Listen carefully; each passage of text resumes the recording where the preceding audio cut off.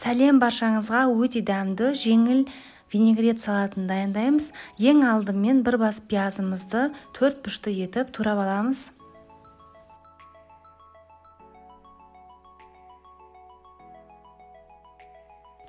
Туралған пиязымызды кеңірек ыдысымызға саламыз. Келесі кезекте қайнатылған картошкамызды 4 бұрышты етіп тураймыз.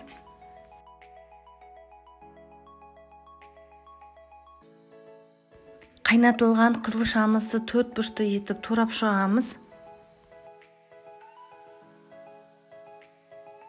Барлығын ыдысымызға салып, сұйық майымыздан және де тұзымыздан қосып, барлығын араластырып алатын боламыз.